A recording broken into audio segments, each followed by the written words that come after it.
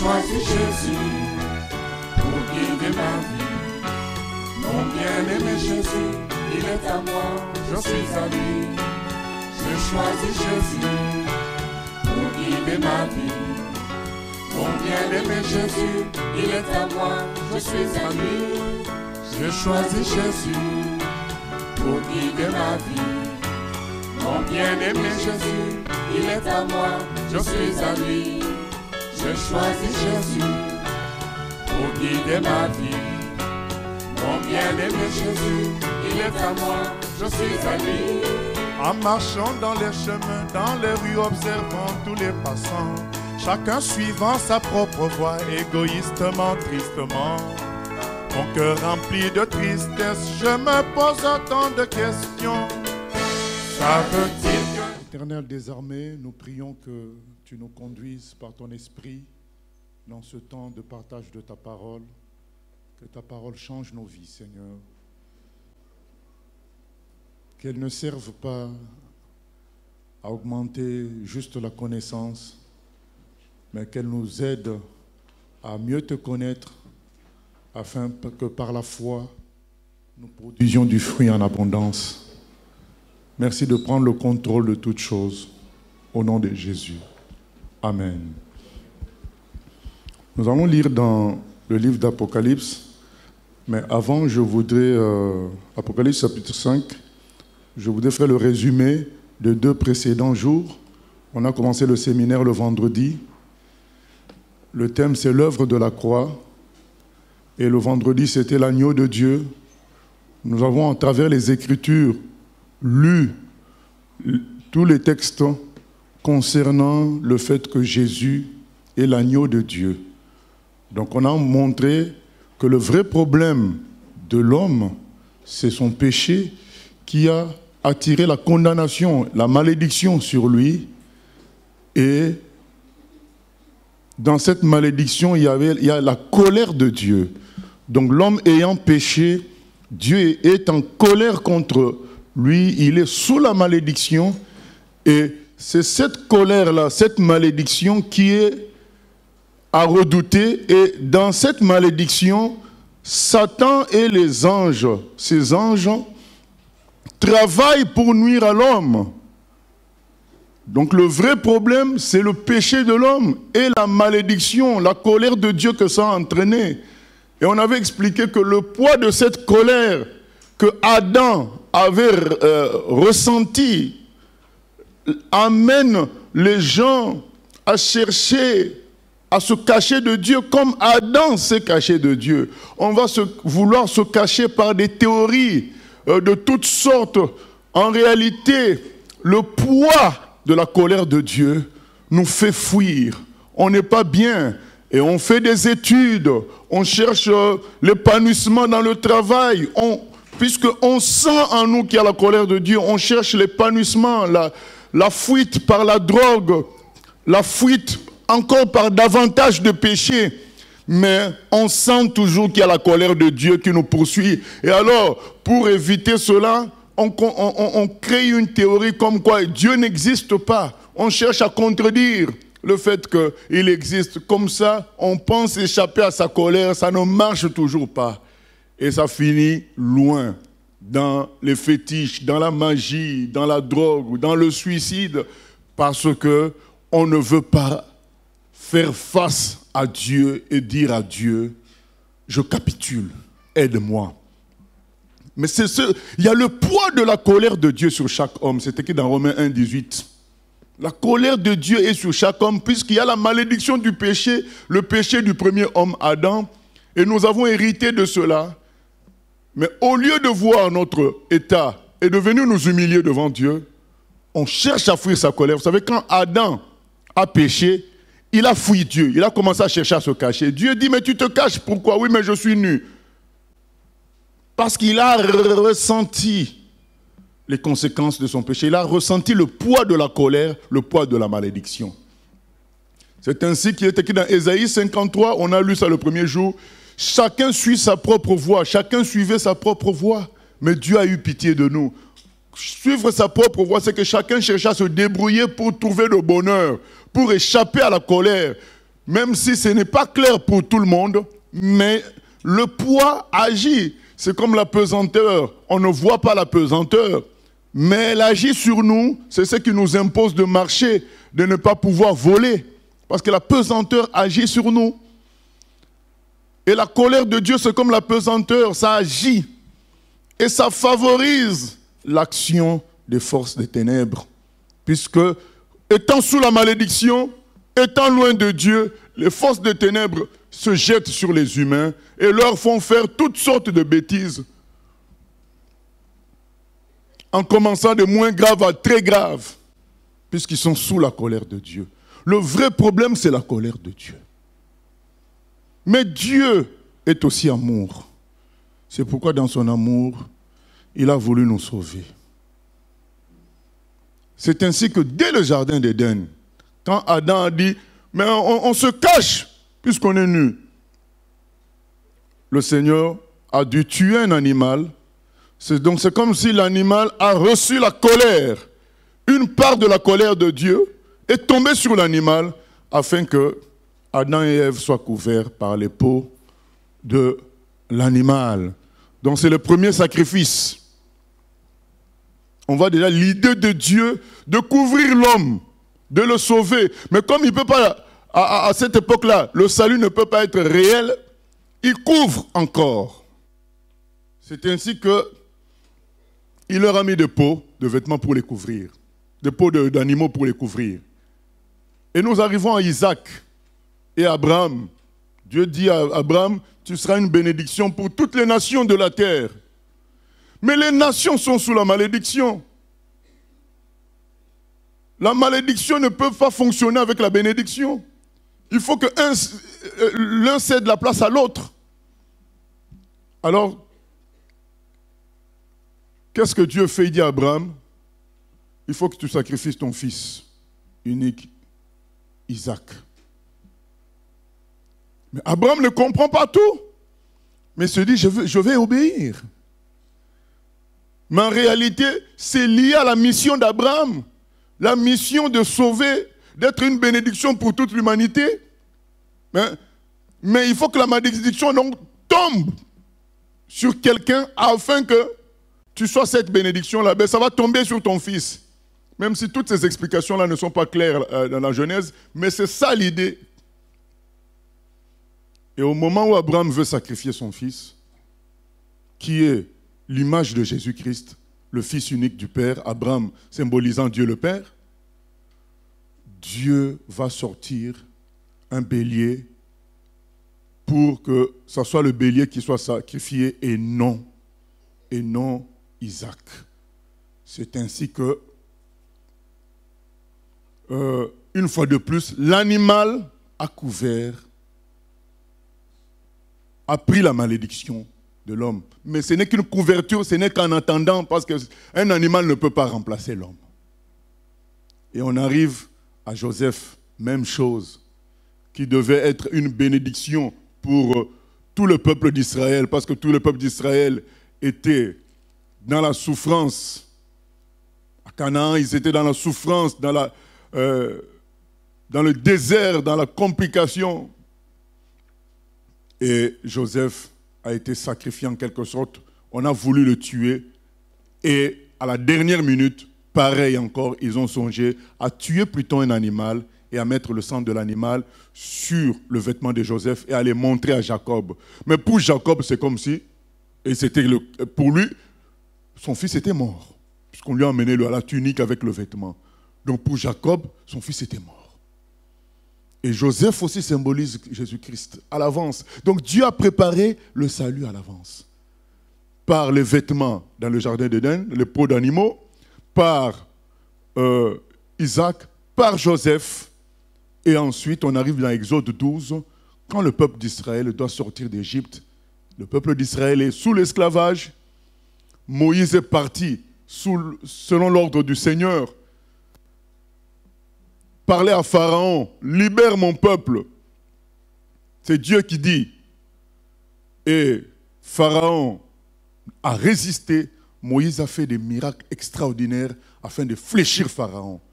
Malgré les 9 miracles spectaculaires de Moïse. c'est-à-dire faire descendre la grêle, faire descendre le feu, faire pleuvoir de grenouilles. Malgré tous les miracles extraordinaires de Moïse, transformer le Nil en sang, le peuple d'Israël n'a pas été libéré par Pharaon, n'a pas été lâché par Pharaon.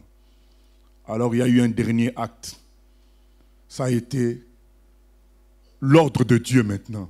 Dieu a dit, Dieu n'a pas agi directement chez les Égyptiens, chez Pharaon. Il a annoncé à Pharaon ce qu'il allait faire. Il allait tuer les premiers-nés de toute l'Égypte, animaux, humains confondus. Mais pour les enfants d'Israël, il fallait qu'on tue un agneau, mâle, sans défaut, et qu'on prenne le sang, qu'on mette sur le linteau de la porte et sur les 2 poteaux de la porte, à gauche et à droite. C'est ainsi que l'ange de la mort, c'est ainsi que quand Dieu allait venir frapper, il allait passer par-dessus les maisons des enfants d'Israël. Il n'allait toucher ni à un animal, ni à un humain.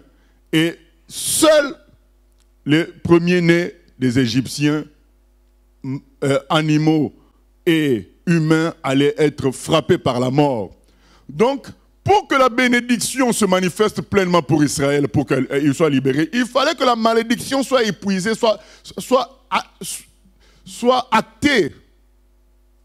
Et la malédiction a frappé et devait frapper tout le monde, puisque toute l'humanité est sous la malédiction. Mais si ça n'a pas frappé les enfants d'Israël, c'était parce qu'il y a eu le sang de l'agneau. Donc Dieu nous préparait à comprendre ce que Jésus allait faire plus tard. Israël n'a pas été libéré par des miracles impressionnants, puissants de Moïse, mais par le sang de l'agneau.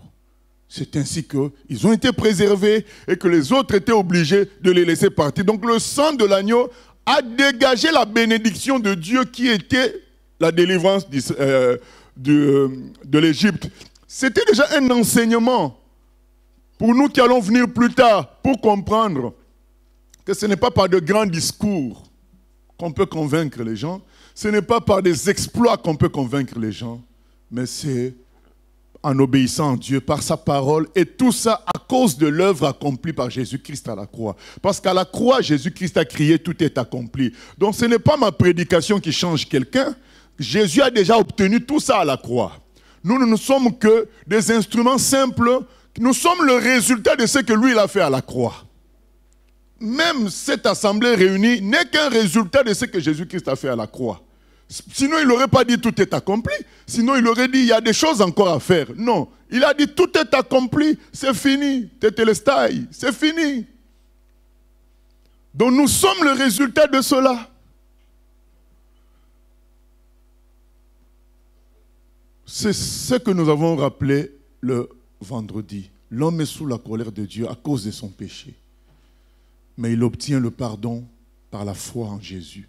Quand il croit en l'œuvre accomplie par Jésus à la croix, il obtient le pardon. Et il a la paix avec Dieu. Cette paix-là nous donne des ailes. Le poids est parti. On ne s'inquiète plus. C'est pourquoi le frère Paul dit dans Romains 8, 31, dans toutes ces choses, que dirions-nous de toutes ces choses? Dans toutes ces choses, si Dieu est pour nous, qui sera contre nous? Il n'a pas hésité à sacrifier son propre fils pour nous. Alors, à combien plus forte raison il ne nous donnera pas toutes choses par ce fils-là? S'il l'a sacrifié pour nous, donc par lui, il nous donnera toutes choses. Ça veut dire que du moment qu'on a la paix avec Dieu, mais le reste est évident, puisque Dieu est amour. Dieu est tout puissant. Donc forcément, nous aurons tout, puisqu'on n'est plus en problème avec lui, on n'est plus en colère, il n'est plus en colère contre nous. Forcément, les autres parties de Dieu vont, la nature de Dieu va, d'amour et de toute puissance, va maintenant librement fonctionner avec nous. D'où la conséquence de nous envoyer le Saint-Esprit. Du moment que Jésus a été crucifié à la croix, maintenant, la puissance de Dieu, la gloire de Dieu dont l'homme a été privé, parce que c'est écrit dans Romains 3, 23, tous ont péché et sont privés de la gloire de Dieu. Maintenant, puisque Jésus-Christ a été crucifié, il a pris la malédiction. Conformément à Galates 3, 13, 14, c'est lui qui est devenu la malédiction. toute la malédiction de l'humanité, de l'univers est tombée sur Jésus. Maintenant, la bénédiction de Dieu pouvait sortir sans limite. Sans limite. Et c'est ce qui explique que maintenant le Saint-Esprit soit donné aux humains, qu'il habite dans l'homme. Maintenant, la gloire de Dieu rentre plus que même au jardin d'Éden. Mais Dieu entre dans l'homme.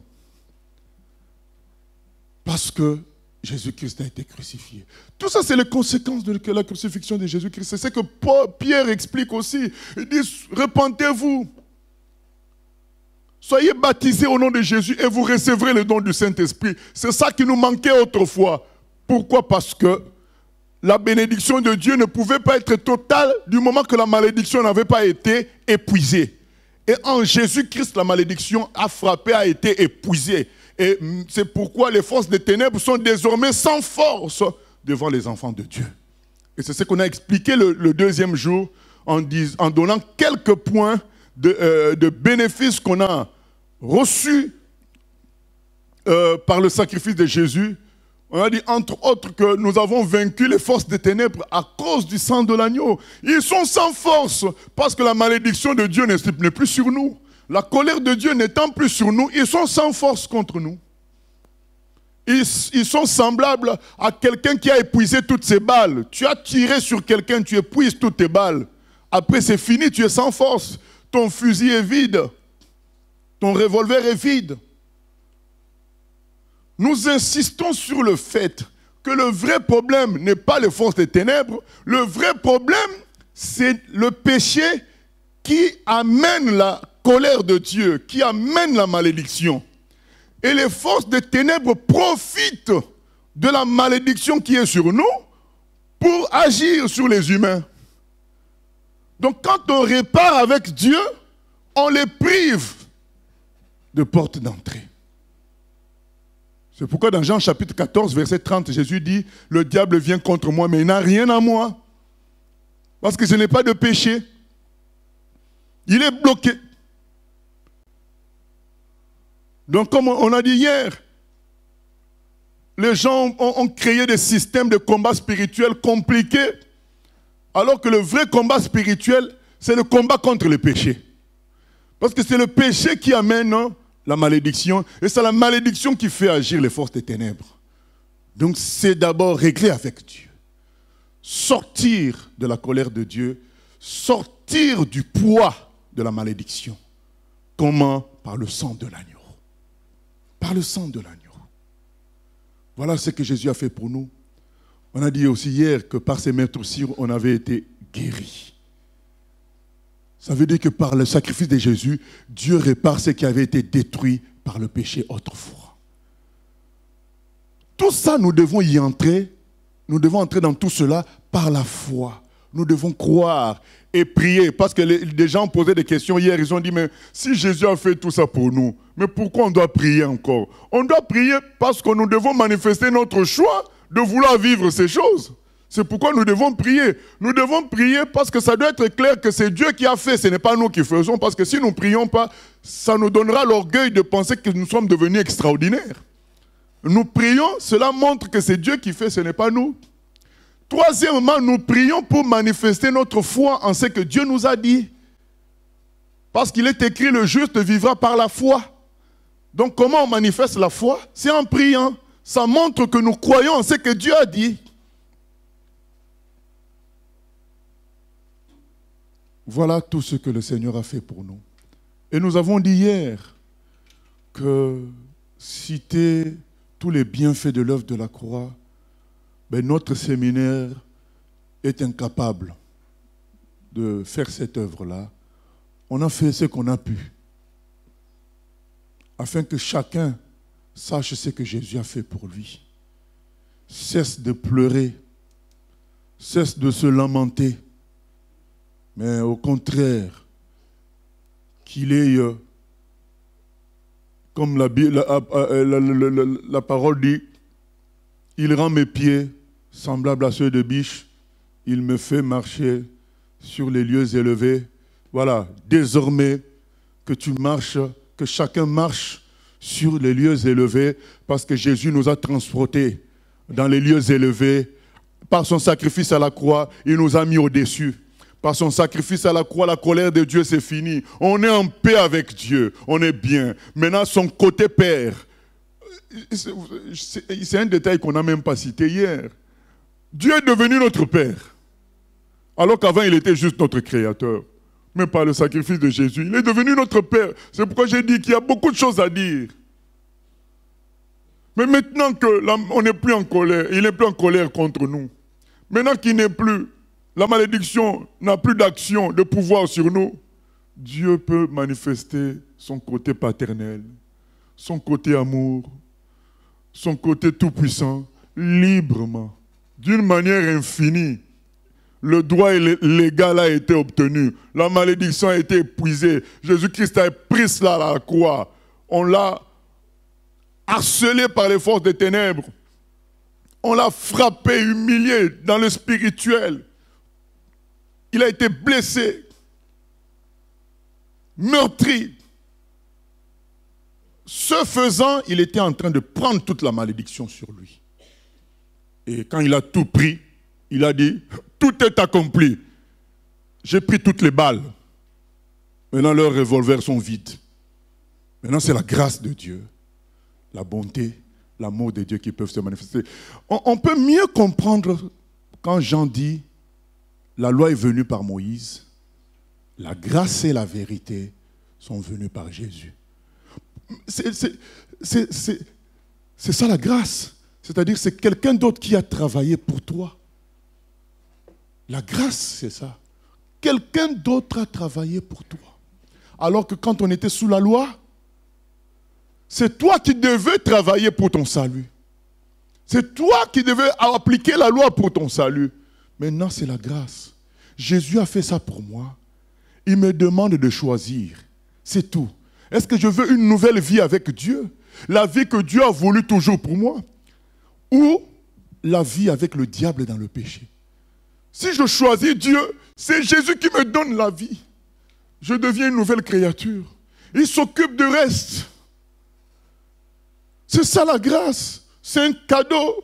C'est pourquoi Paul dit dans Hébreux 10, 29, c'est une chose terrible, tous ceux qui vont fouler aux pieds la grâce de Dieu. Christ a souffert autant pour que nous vivions maintenant en enfants de Dieu, en héritiers de Dieu, co-héritiers avec Christ. Et toi, tu vas refuser Dieu.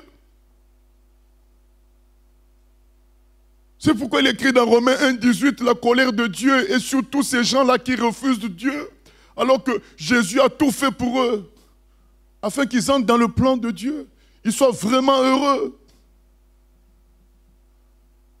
Le poids du péché nous a amenés dans toutes sortes d'errances.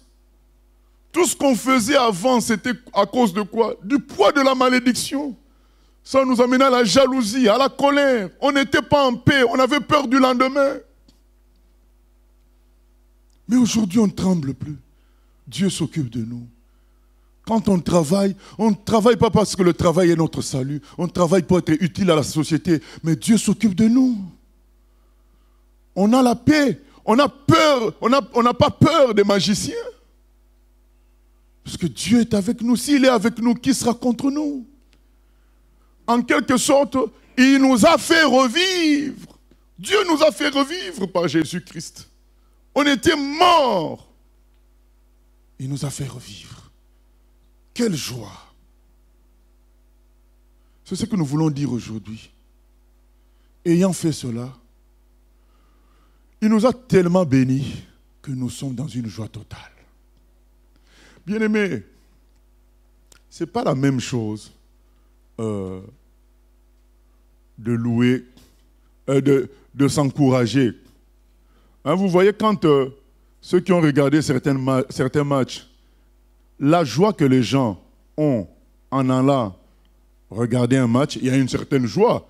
Il y a quand même, quand les gens se déplacent, ils changent même de ville, dans le car, ils chantent pour soutenir l'équipe, et ils vont. Il y a une certaine joie.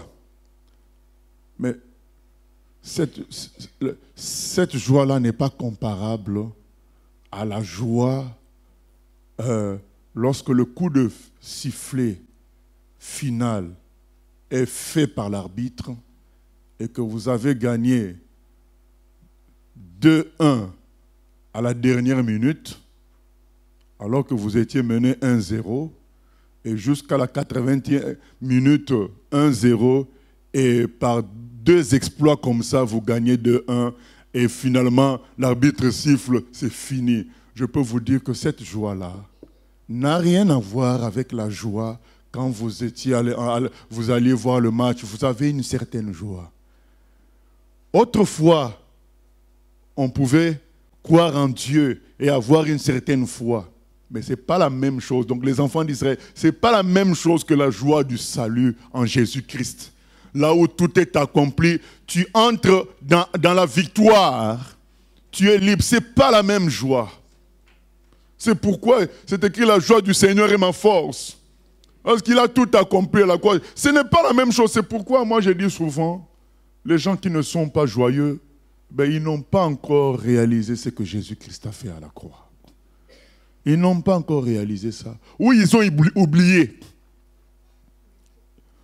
Ils ont oublié, ils ont négligé. C'est pourquoi Dieu dit à l'église d'Éphèse, qui semblait correcte dans Apocalypse chapitre 2, Dieu parle à l'église d'Éphèse. Cette église-là, quand on lit ses qualités, elle était pratiquement parfaite.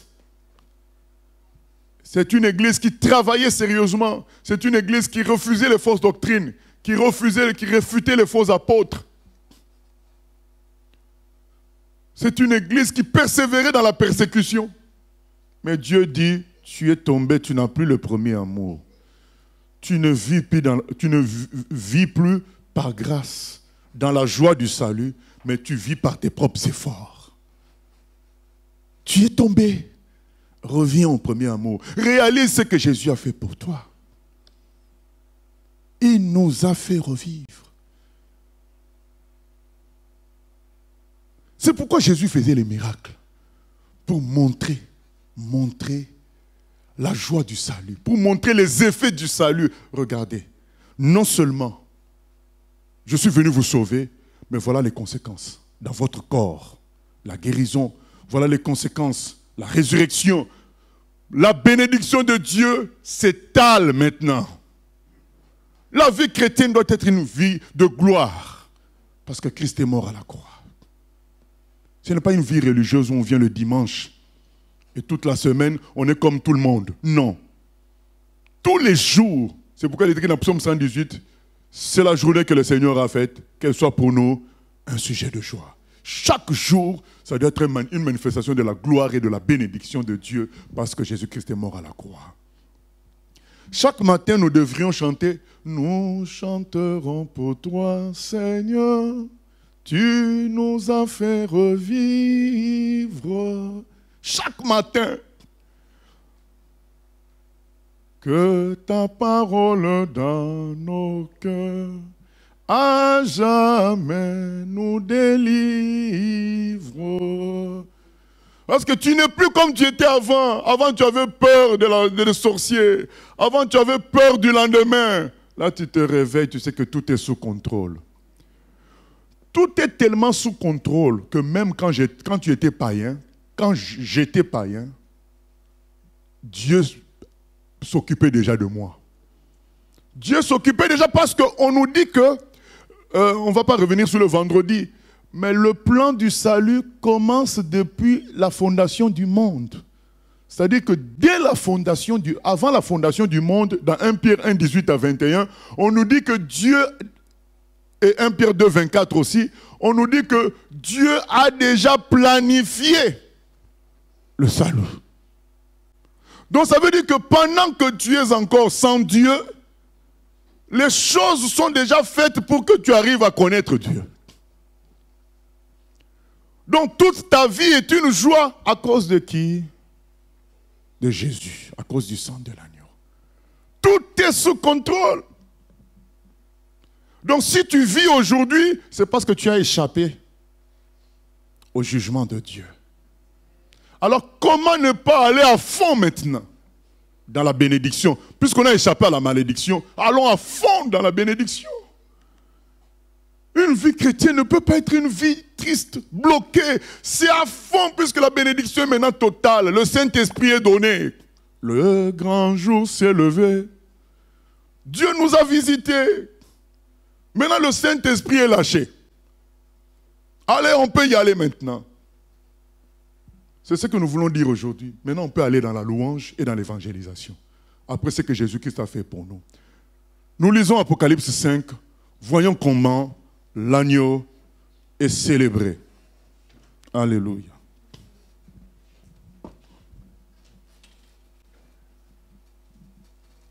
Puis je vis dans la main droite de celui qui était assis sur le trône un livre écrit en dedans et en dehors, scellé de 7 sceaux. Et je vis un ange puissant qui criait d'une voix forte. Qui est digne d'ouvrir le livre et d'en rompre les sceaux? Et personne dans le ciel, ni sur la terre, ni sous la terre, ne put ouvrir le livre, ni le regarder. Et je pleurais beaucoup de ce que personne ne fut trouvé digne d'ouvrir le livre, ni de le regarder. Voilà, c'est un livre qui contenait les jugements de Dieu, puisqu'on ne va pas lire les 7 sceaux, c'est les jugements de Dieu à cause du péché de l'humanité. Il y avait des jugements dans ce livre-là. Vous savez, beaucoup peuvent dire, mais moi je ne ressens pas le poids de la colère de Dieu. Si ce n'est pas conscient, mais tu le ressens. Et c'est ça qui fait que ton comportement soit ceci, cela. Tant que tu n'as pas Jésus, tu vas ressentir le poids de cette colère. Mais nous sommes appelés, nous les chrétiens, à prier pour que ça devienne clair pour toi. C'est ce qui est écrit, le Saint-Esprit convaincant le monde de péché, de justice et de jugement. C'est ça aussi notre travail en tant qu'enfant de Dieu. Prier pour que le Saint-Esprit fasse cette œuvre-là, que les gens réalisent le poids de la colère. Et tous ceux qui étaient là, dans cette atmosphère céleste, ressentaient le poids de la colère de Dieu. Et ils n'osaient pas toucher ce livre-là qui contenait les jugements. Sauf une personne. Nous allons lire, verset 5. Et l'un des vieillards me dit, « Ne pleure point. Voici, le lion de la tribu de Juda, le rejeton de David, a vaincu pour ouvrir le livre et ses 7 sceaux. Et je vis au milieu du trône et des 4 êtres vivants, et au milieu des vieillards, un agneau qui était là, comme immolé. Il avait 7 cornes et 7 yeux, qui sont les 7 esprits de Dieu, envoyés par toute la terre. Il vint et il prit le livre de la main droite de celui qui était assis sur le trône. Quand il eut pris le livre, les 4 êtres vivants et les 24 vieillards se prosternèrent devant l'agneau, tenant chacun une harpe et des coupes d'or remplies de parfums, qui sont les prières des saints. Et ils chantaient un cantique nouveau en disant, « Tu es digne de prendre le livre et d'en ouvrir les sceaux, car tu as été immolé, et tu as racheté pour Dieu, par ton sang, des hommes de toute tribu, de toute langue, de tout peuple et de toute nation. Tu as fait d'eux un royaume et des sacrificateurs pour notre Dieu, et ils régneront sur la terre. » Amen, amen, amen, amen. Donc ce livre-là de jugement de la colère de Dieu, tout le monde avait peur de toucher ça. Maintenant, ces gens-là pleuraient, disaient, mais qui va prendre ça? Parce qu'il ne faut pas que ça s'abatte sur nous. Et Jésus, l'agneau de Dieu, il prend ça. Parce que lui, il a déjà subi la colère de Dieu. Donc il pouvait encaisser de prendre le livre.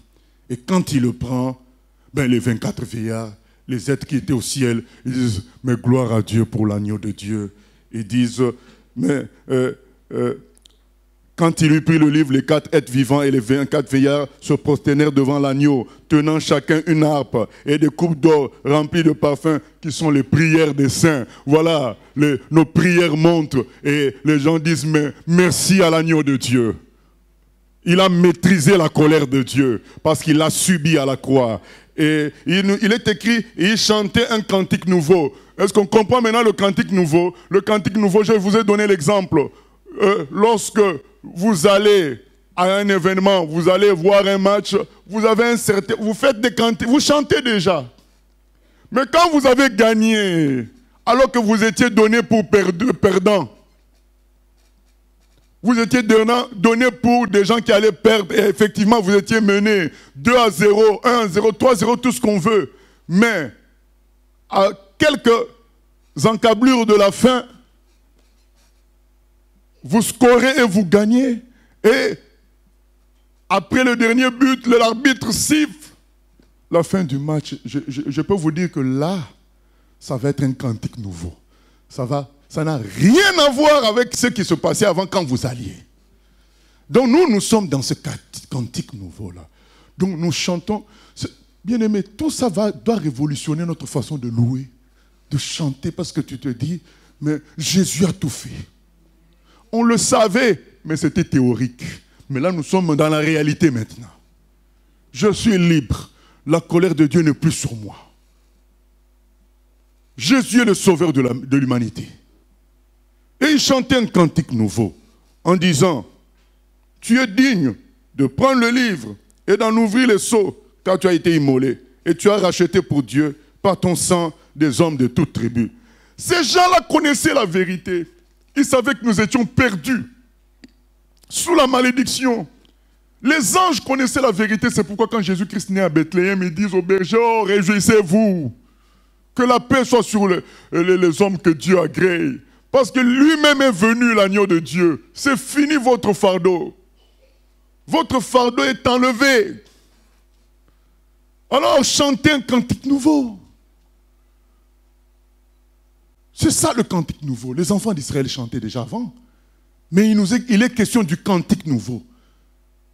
Parce que le cantique avant l'agneau et après l'agneau, ce n'est pas la même chose. Quand vous lisez ce texte-là, parce qu'on ne va pas changer de sujet. Quand vous lisez la partie qui précède ce qu'on vient de lire, on chante déjà pour Dieu. On adore Dieu en tant que créateur. Mais c'est quand on arrive au sujet de l'agneau qu'on dit on va chanter un cantique nouveau. Puisque oui, Dieu a créé les choses. Avec exploit, d'une manière extraordinaire. Mais le péché, la rébellion de l'homme a tout pollué et détruit. C'est ainsi que malgré l'exploit de Dieu de la création, il y a un bémol, le péché. Et le Fils, l'agneau, vient par amour, alors que lui, il était juste, sans tache, sans péché. Il donne sa vie, il est sacrifié. Maintenant, c'est l'ère de la résurrection. Tout ce qui avait été détruit est appelé à ressusciter par la gloire et la puissance de Dieu, d'où le cantique nouveau. Quand on arrive à l'agneau, on chante un cantique nouveau. Ce qui était perdu a été récupéré. Vous vous souvenez du fils perdu qui avait pris l'argent de son père. Il est parti tout dilapider avec les prostituées. Et quand tout est fini, il n'avait même pas de travail. Il commençait à manger avec les cochons. Mais il mangeait même moins bien que les cochons. Mais quand il s'est rendu compte de tout cela, il a dit non, je ne peux pas continuer comme ça. Esclave de la drogue, esclave de la colère, esclave de l'alcool, esclave de la pornographie, esclave du mensonge. Je ne peux plus continuer comme ça. Ça suffit. Je suis une créature créée à l'image de Dieu. Je rentre vers mon Père. Et quand il est rentré vers son Père l'a pris dans ses bras. Il s'est repenti. Il a dit, Père, j'ai péché contre toi. J'ai péché contre le ciel. Le Père a dit, nous allons faire une fête. Mon fils qui était mort est vivant. C'est ça le cantique nouveau. Est-ce qu'avant, ce père-là n'était pas dans la joie d'avoir ce fils-là? Il a été dans la joie. Mais là, ce fils est ressuscité, c'est différent. C'est ça le cantique nouveau. Ce n'est pas des nouveaux chants, mais c'est l'attitude qui change maintenant. Je chante en vainqueur. Je ne chante pas comme quelqu'un. Vous savez, il y a un verset de la Bible, c'est écrit dans l'Ancien Testament, que celui qui va à la guerre ne se comporte pas comme celui qui dépose les armes. C'est-à-dire que c'est comme celui qui vient de finir la guerre et l'a gagnée. Tu vas à la guerre, tu peux te donner un certain courage. Mais ça n'a rien à voir avec la joie de celui qui a gagné la guerre, qui enlève maintenant les armes dans la victoire. Ce n'est pas la même chose. D'où le cantique nouveau. Nous sommes appelés à louer Dieu. Au fait, notre vie, c'est ça. Merci Jésus à tout moment. Parce que je me sens libre. C'est fini. Vous savez, d'où l'importance des miracles. Vous savez, d'où l'importance de la guérison. Quand on dit, par ces meurtrissures, nous sommes guéris. Parce que la guérison est une image du salut. Vous savez, quand quelqu'un est malade,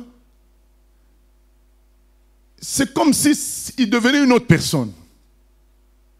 La douleur, la fatigue, il se sent lourd, il se sent inutile. Mais le jour où il est guéri, c'est comme si c'était devenu une nouvelle personne. Quelle joie! Quand je n'avais pas encore eu la névralgie qui m'a produit tant de douleurs. Pour moi, m'asseoir était un fait normal. Tu rentres de quelque part, tu viens, tu t'affales sur ton lit, c'était quelque chose de normal. Est-ce que ça me produisait la tristesse? Non. Mais ça ne me produisait pas une joie très grande non plus. Bon, je viens, je m'affale sur mon lit, ça me fait un petit repos comme ça fait du bien. Mais bien aimé, quand la névralgie m'a frappé, le geste normal de s'asseoir est devenu une torture. Donc il fallait rester tout le temps debout. Donc il ne fallait pas que mon corps, mon dos ou le torse touche quelque chose. Donc le geste normal de venir s'asseoir ou de s'affaler, donc il fallait que je touche toujours, il fallait que c'est mon bras gauche qui pouvait s'appuyer sur quelque chose. Tous les restes étaient interdits en haut. Il fallait juste que ce soit le bras gauche qui s'appuie. Le bras droit, n'en parlons pas, je ne pouvais même pas oser par le bras droit. Donc je trichais un peu avec l'omoplate gauche. C'est tout. Donc, la plupart du temps, tu fais des marches debout. Tu marches. Parce qu'il ne faut surtout pas que tu t'appuies. Et si tu fais ça par erreur, aïe. Et un jour, malgré le fait que j'avais la douleur debout, je me suis affalé, ça ne m'a rien fait. Mais quelle joie ça a été ce jour-là. Mais je peux me coucher. Un geste qui était normal avant, qui te faisait un certain bien, est devenu une source de grande joie. Je suis venu, j'ai fait comme ça sur le lit. Je dis, mais je peux faire ça. Ça, c'est le cantique nouveau. Avant, tu te couchais sur le lit, c'était bien. C'était pas mal. Mais là, je dis, mais je peux me coucher. Mais oui. Ça, c'est la délivrance du Seigneur. Chantez au Seigneur un cantique nouveau. C'est pourquoi Paul, dans la prison, enfermé, dans la prison intérieure, on lui a mis les cèpes. C'est des gros morceaux de bois, on te met ça au pied. Tu ne peux pas bouger. Mais il chantait un cantique nouveau au Seigneur, parce qu'il se voyait au ciel. Jésus ne nous délivrera pas toujours physiquement des choses, mais sa puissance nous donnera le dessus sur tout. Que ce soit la torture, la prison, tout ça, sa puissance sera là pour nous donner les dessus. Et si c'est dans sa volonté, il nous délivre aussi. Et on chante un cantique nouveau, on dit c'est pas possible.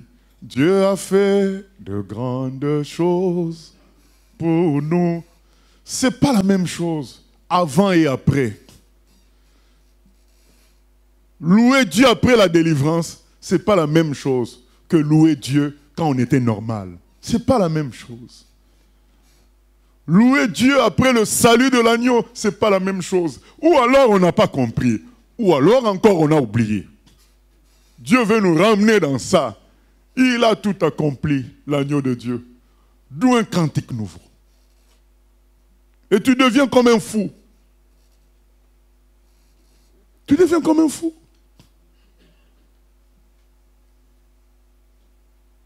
Et tu commences à raconter à gauche, à droite ce que Jésus a fait pour toi. Parce que tu es dans le cantique nouveau. L'évangélisation et la louange, ça va ensemble. C'est aujourd'hui le jour où on parle de louange et d'évangélisation. Tu loues Dieu parce que tu réalises ce qu'il a fait pour toi. Beaucoup font l'évangélisation parce qu'ils veulent se sentir comme des bons chrétiens. Non! Si tu n'as pas d'énergie, ne force pas pour te jouer au bon chrétien. Réclame que Dieu t'ouvre les yeux, que tu réalises ce que l'agneau a fait pour toi. Et quand tu vas entrer dans le cantique nouveau, l'évangélisation sera automatique. C'est cela. Nous allons lire un texte pour résumer tout ce qu'on est en train de dire dans Marc 2. Marc 2.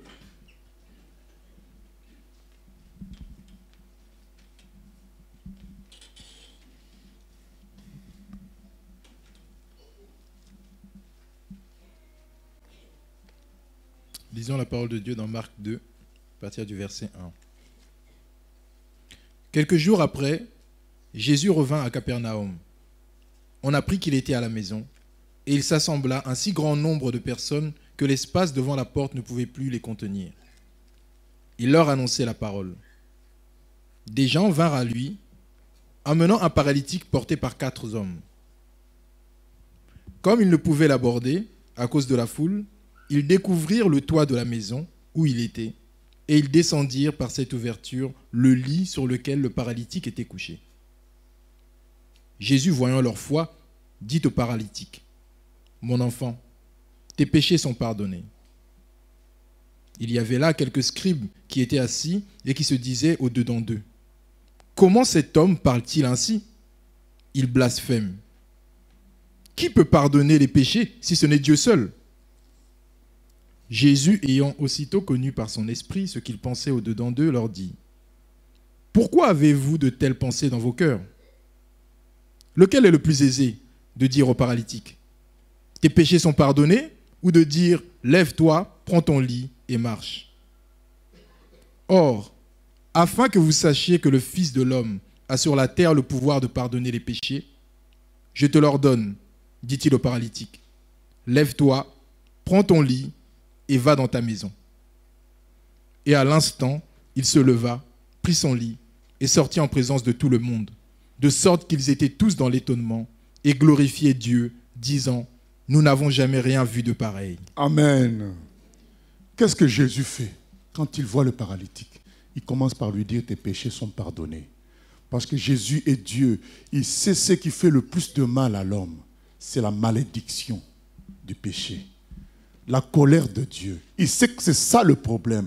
La colère de Dieu est plus dangereuse que tous les démons réunis. Dieu a dit, vaut mieux craindre celui qui peut tuer le corps et amener l'âme dans le feu éternel. Ne craignez pas ceux qui peuvent tuer juste le corps. La colère de Dieu est dangereuse. Et tout homme ressent ça à cause de ce péché. Il sent qu'il y a quelque chose qui ne va pas. Il sent une colère dans l'atmosphère. C'est peut-être pas conscient dans le cerveau, mais il y a la sensation de cela. C'est comme quand on passe certaines rues, on sent l'odeur du pain chaud, on ne sait pas d'où ça sort, ou bien du poisson confit. Tu sens seulement l'odeur. Eh bien, on sent une présence de colère de Dieu. Et le monsieur là était triste. On l'a amené vers Jésus, il devait se dire, « Ah, est-ce que moi je mérite vraiment être près de cet homme-là? Est-ce que je mérite d'être là?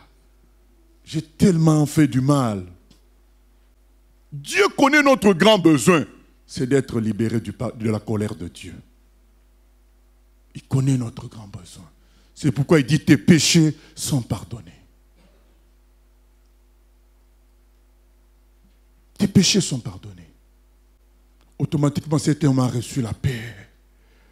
Tu es en paix avec Dieu. Maintenant que la paix avec Dieu est faite, le reste peut suivre sans problème. Les gens ont voulu polémiquer, mais de quel droit il peut pardonner les péchés? Mais parce que lui, il va prendre les péchés à la croix, c'est normal qu'il pardonne les péchés. Il pardonne parce que c'est lui qui les a pris, qui va les prendre. Et pour Dieu, comme il n'a pas de temps, il les a déjà pris. Il dit, mais je vais vous montrer alors. Lève-toi et marche. La personne s'est levée. Par ses meurtrissures, nous sommes guéris. Il a pris son lit, il est parti. C'est là que, bien aimé, une parenthèse pour les gens qui évangélisent, nous devons faire confiance en Dieu. Quand quelqu'un est sauvé, il est sauvé. Nous ne devons pas user d'artifices, de moyens humains pour l'attirer, pour le bloquer. Jésus n'a pas dit à cet homme-là, après tu viendras nous te joindre à nous. Hein. Il savait ce qu'il venait de faire dans son cœur. Quand quelqu'un est sauvé, lui-même, il va chercher son sauveur. On n'a pas besoin d'employer d'artifices. viens dans notre église. Non, non, non. On a fait le boulot, la personne est sauvée. Voilà. On se laisse conduire par le Saint-Esprit. Quelqu'un qui aime Dieu, quelqu'un dans qui Dieu a travaillé, Dieu agira toujours. Même s'il s'éloigne, il reviendra. Voilà. Donc Dieu est tout puissant. Faisons confiance en Dieu. Jésus l'a laissé partir. Il savait qu'il allait le rejoindre d'une manière ou d'une autre. Il savait ce qu'il avait fait. Les gens qui sont sauvés, c'est des gens qui sont dans la main de Jésus. Ne nous inquiétons pas. Ça ne veut pas dire qu'on ne prie pas. On prie, mais on n'use pas de moyens humains, charnels, pour les convaincre, pour les forcer. Dieu touche le cœur. Les gens commencent à glorifier le Seigneur. On n'a jamais rien vu de pareil. Ceci résume ce qu'on est dans notre séminaire. Dieu a permis que son Fils soit sacrifié pour le pardon de nos péchés. Le vrai problème, c'est la colère de Dieu. Et maintenant que tu n'es plus sous la colère de Dieu, oh, tu deviens un oiseau qui chante, qui glorifie Dieu.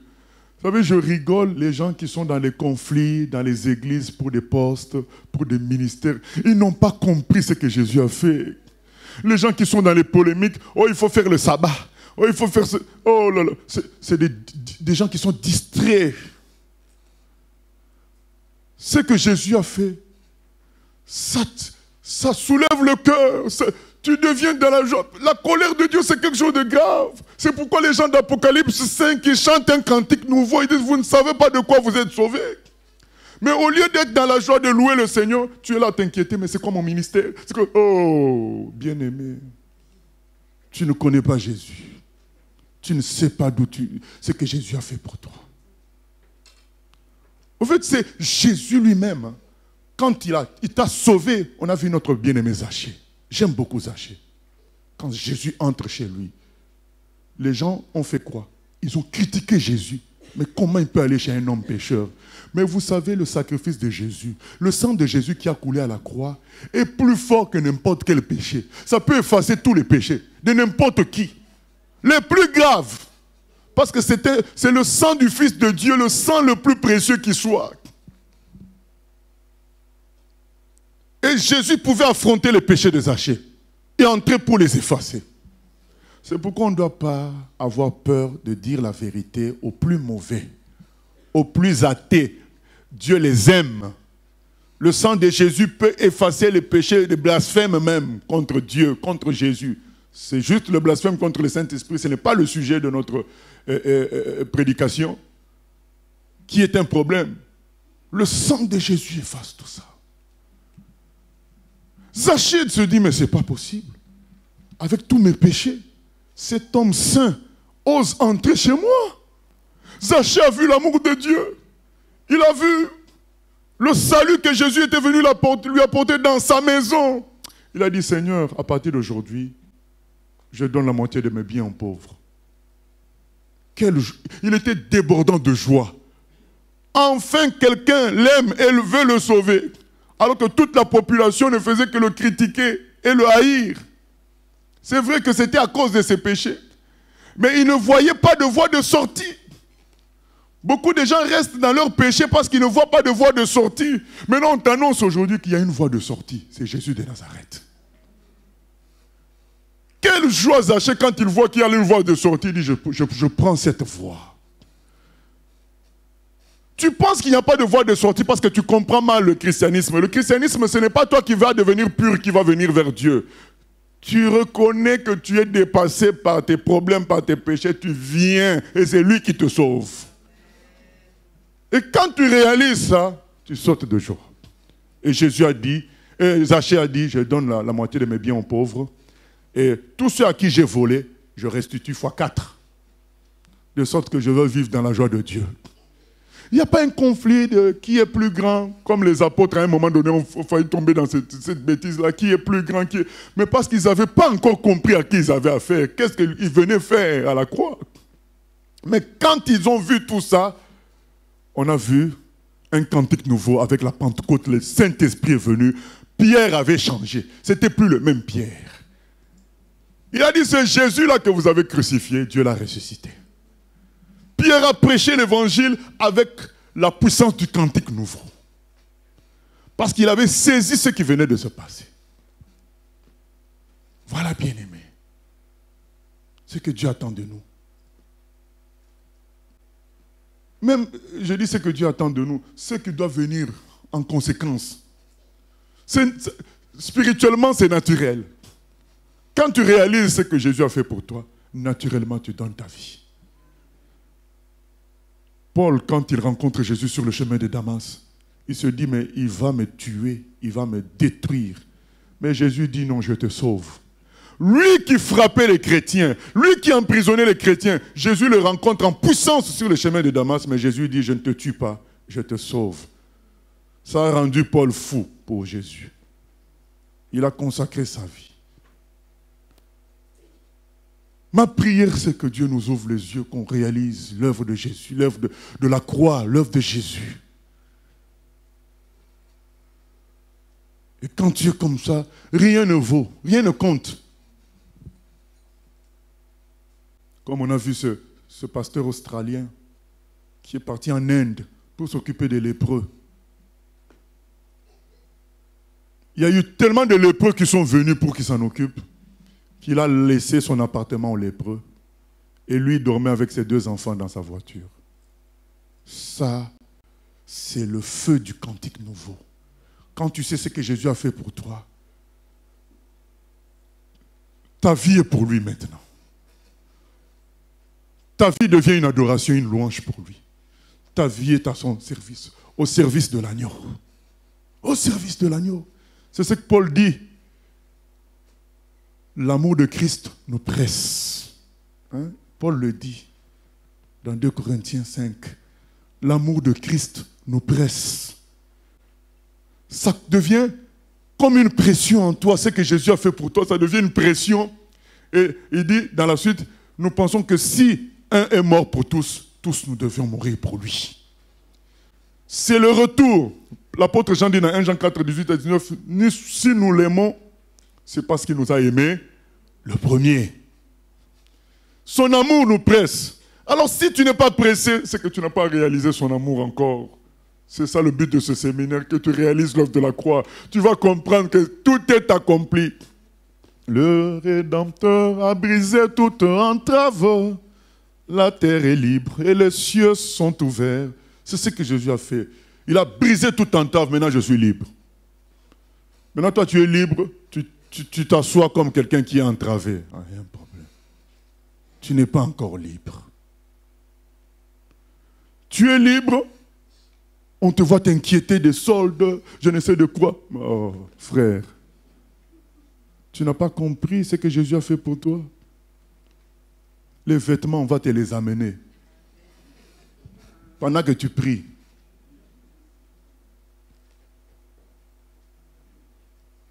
Le Rédempteur. Alléluia. Alléluia. Nous lisons dans Marc 14. Marc 14.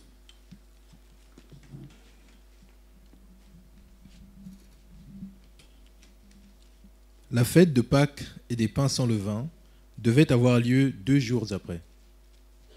Les principaux sacrificateurs et les scribes cherchaient les moyens d'arrêter Jésus par ruse et de le faire mourir, car ils disaient que ce ne soit pas pendant la fête, afin qu'il n'y ait pas de tumulte parmi le peuple. Comme Jésus était à Béthanie, dans la maison de Simon le lépreux, une femme entra pendant qu'il se trouvait à table. Elle tenait un vase d'albâtre qui renfermait un parfum de nard pur de grand prix. Et ayant rompu le vase, elle répandit le parfum sur la tête de Jésus. Quelques-uns exprimèrent entre eux leur indignation. « À quoi bon perdre ce parfum?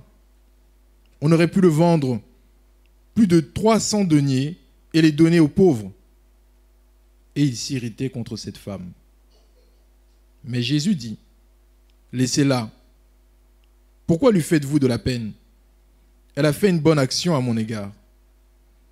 Car vous avez toujours les pauvres avec vous, et vous pouvez leur faire du bien quand vous voulez, mais vous ne m'avez pas toujours. Elle a fait ce qu'elle a pu. Elle a d'avance embaumé mon corps pour la sépulture. Je vous le dis en vérité, partout où la bonne nouvelle sera prêchée, dans le monde entier, on racontera aussi en mémoire de cette femme ce qu'elle a fait. Amen. C'est pourquoi je parle de ça. Parce que c'est un ordre de Jésus. Partout où la bonne nouvelle est annoncée. Et on a compris pourquoi on appelle l'évangile la bonne nouvelle. C'est que Jésus, c'est la bonne nouvelle. On était perdus, égoïstes, sans espérance, sans voie de sortie. Et on vient nous dire, ne t'en fais pas. Jésus a fait ça a été sacrifié pour toi, de sorte que tu n'es plus condamné si tu crois en lui. Il suffit que tu te confies en lui, tout est accompli. Et quand on est dans cette joie-là, cette femme-là était dans cette joie-là, elle dit, mais c'est pas possible, c'est lui qui prend tout. C'est lui qui prend tout. Moi, je suis libre. Alors je viens l'adorer, je viens le louer. Et les gens n'ont pas compris, ils ont dit, mais ce parfum-là, qu'elle verse totalement sur Jésus, elle n'avait pas besoin de faire ça. Elle n'avait besoin que de mettre une goutte. C'est un parfum qui coûte très cher et qui est très efficace. Une goutte, ça suffit. Pourquoi elle verse tout? C'est ce que les gens nous disent ou nous diront. Mais tu as déjà donné 1 heure pour Jésus. Faut-il encore que tu rajoutes 3 heures? Tu as déjà donné ceci pour le Seigneur. Pourquoi tu donnes encore tes études au Seigneur? L'amour n'est pas explicable. Nous sommes pressés par l'amour de Dieu. Je vous ai raconté l'histoire de Pavel, hein? Un bandit, un petit qui est un enfant qui a vu mourir ses 2 parents à cause de la famine et de la maladie, qui a souffert pendant un temps dans l'orphelinat, séparé de sa sœur. Et puis, il a fui l'orphelinat. Il est parti, il a été récupéré par des bandits dans la forêt de Russie. Et depuis l'âge d'environ 8 à 10 ans, il est devenu bandit. Et il commençait à faire des sorties avec les autres bandits pour tuer, dépouiller les gens. Et trouver refuge après dans la forêt. Et un jour, ils ont attrapé 2 hommes.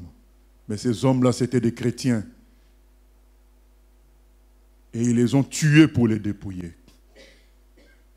Mais dans leur poche, ils n'avaient presque pas d'argent, mais il y avait un Nouveau Testament. Ils ont pris quand même ça. Ils sont partis dans la forêt. Et Pavel a commencé à lire. Il s'est dit, mais tiens, ma mère devait avoir ce livre-là aussi. Pavel a commencé à lire le livre. Il était perturbé. Il commençait à devenir différent. Et le sommet, ça a été lorsqu'il a lu Jésus-Christ crucifié à la croix. Et Jésus-Christ qui dit à un des voleurs, « Aujourd'hui tu seras avec moi au paradis. » Parce que ce voleur-là avait dit, « Jésus, souviens-toi de moi quand tu viendras dans ton règne. » Et Jésus lui dit, « Aujourd'hui tu seras avec moi au paradis. » Quand Pavel lit ça, il dit, « Donc, un bandit comme moi peut être aussi sauvé. » Vous savez, beaucoup sont dans le péché parce qu'ils pensent qu'il n'y a pas de voie de sortie. Il y a la voie de sortie. C'est Jésus, l'agneau de Dieu. Son cœur a été touché. Et il commençait à faire il commençait à marcher dans le camp tous les jours. Et les gens lui ont dit, mais les autres bandits lui ont dit, mais qu'est-ce qui t'arrive, Pavel? Pourquoi tu es devenu différent?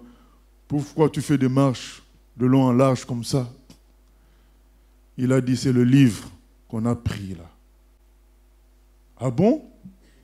Ben, il faut que tu nous lises pour qu'on comprenne ce qui t'est arrivé. Chaque soir, Pavel commençait à lire le livre, l'Évangile. De plus en plus de bandits commençaient à être touchés. Et à la fin de tout ça, il y a 7 bandits dont Pavel, qui décide de tout lâcher et de donner leur vie à Jésus. Et ils se séparent des autres à grands cris de larmes, en pleurant. Et ils vont, en tant que vrais enfants de Dieu maintenant, qu'est-ce qu'ils vont faire? Ils vont se rendre à la police parce qu'ils ont tué des gens, ils ont pillé des gens. Ils sont partis se rendre à la police. Au commissariat, on voit des gaillards solides, bien armés arriver. Tout le monde a peur, mais eux, quand ils viennent déposer leurs armes. Aujourd'hui, Jésus t'appelle à déposer tes armes. Dépose l'alcool au pied de Jésus, le concubinage au pied de Jésus, la cigarette, la colère, la jalousie. Dépose tes armes. Jésus est venu te sauver. La rébellion, l'incrédulité, dépose ça aujourd'hui. Tu te dis que tu as encore le temps, tu n'as pas encore le temps. Le temps, c'est aujourd'hui. Ils ont déposé les armes. Ils ont dit, on est venu se rendre. Les gens avaient tellement peur qu'ils les ont mis rapidement en prison pour le temps de voir ce problème-là. Ils ont appelé le procureur. Ils ont expliqué au procureur. Il a dit, quoi? Mais même s'ils ont décidé d'arrêter le banditisme, même le procureur dit, mais comment ils viennent se rendre? Je ne comprends pas. Il va discuter avec eux. Il dit, mais on se rend puisque on veut être en accord avec la parole de Dieu. Quoi? Mais pourtant, il était lui aussi chrétien, officiel, hein, le procureur. Oui, mais c'est quoi cette parole-là? Mais c'est l'évangile. Il dit, ah bon? Il rentre chez lui, il raconte à sa femme. Il dit, mais il y a 7 gaillards qui sont venus se rendre, des grands bandits. Ils disent que c'est l'évangile qui les a transformés.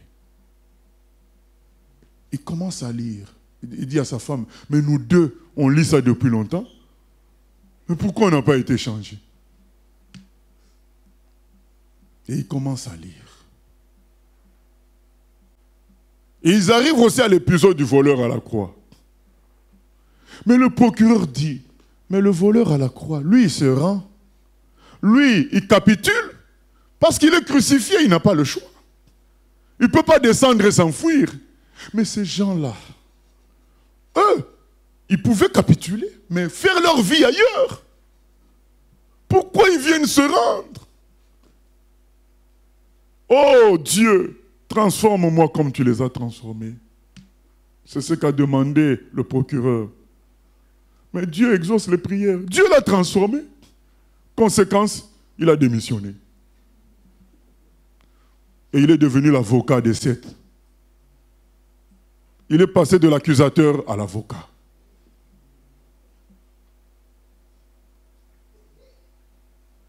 Et finalement, ils n'ont eu que 11 ans de prison, 10 à 11 ans de prison pour tous leurs crimes. Mais la prison est devenue l'église, puisque Pavel ne cessait de raconter à tout le monde ce que son Seigneur avait fait de lui et ce que son Seigneur avait fait pour lui à la croix. Pavel ne pouvait pas se taire. Il expliquait ça à tout le monde. Voilà ce que Jésus a fait pour moi. Vous savez, c'est beau ce que Jésus a fait pour nous. Ça transforme l'homme. Et tout le reste devient petit. Petit. Et l'aumônier orthodoxe jaloux, il a fait quitter Pavel et ses amis de cette prison pour qu'on les amène dans une autre prison. Arrivés là-bas, ils ont transformé encore la prison en l'église. Tout le monde se convertissait. L'aumônier de l'autre prison orthodoxe le fait chasser encore. Ils ont changé de prison en prison et partout où ils passaient, ils annonçaient l'évangile avec joie. Est-ce qu'on les payait? Non. C'est le cantique nouveau. La joie du salut. Est-ce qu'il y avait de l'argent? Non. Il y a des gens qui cherchent l'honneur, des titres. Non. C'est la joie du salut. Pavel a vécu sa vie sans se marier parce qu'il voulait que sa vie soit consacrée à annoncer l'évangile. La joie d'être sauvé. Faisons la prière pour comme le procureur. Seigneur, je veux ressentir ce que Zaché avait ressenti, ce qui l'a conduit à se dépouiller de toute sa richesse. Lui qui était esclave de l'argent, lui qui était voleur, mais ça ne lui a plus rien dit. Qu'est-ce qu'il a vu chez toi? Faisons cette prière. Vous dites, mais le procureur a fait cette prière, il a dit, mais je ne comprends pas, moi aussi je lis, mais ça ne m'a pas fait ce que ça a fait chez l'autre. N'écoutons pas le témoignage et le laisser à distance. Non, il faut que ça devienne notre vie.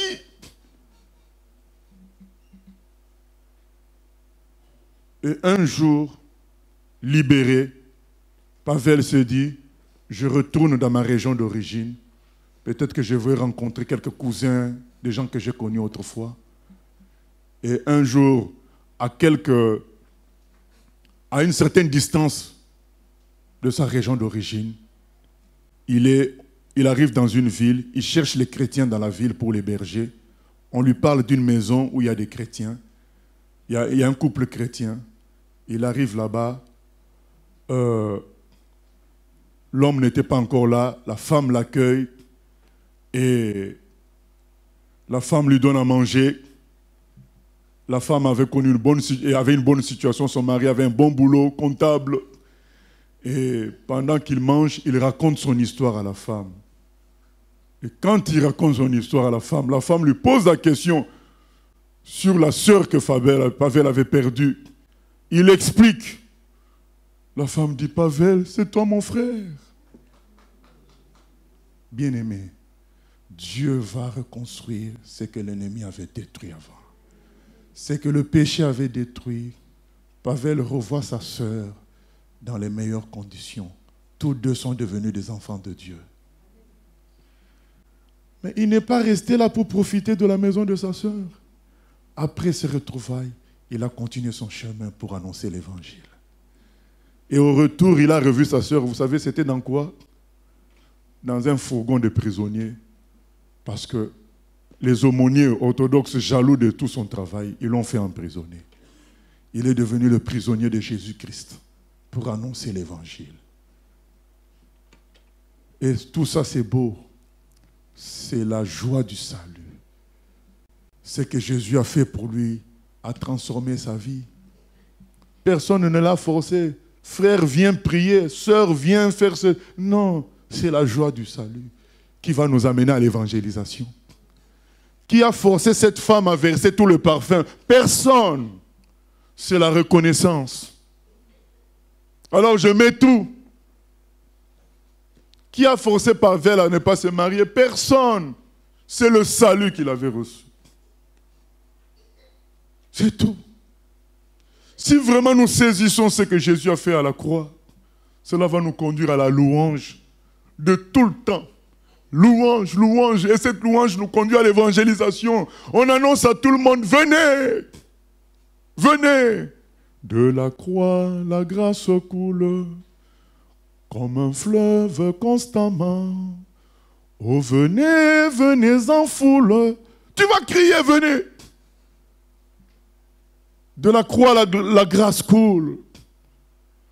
Venez prendre de l'eau sans acheter, sans argent plutôt.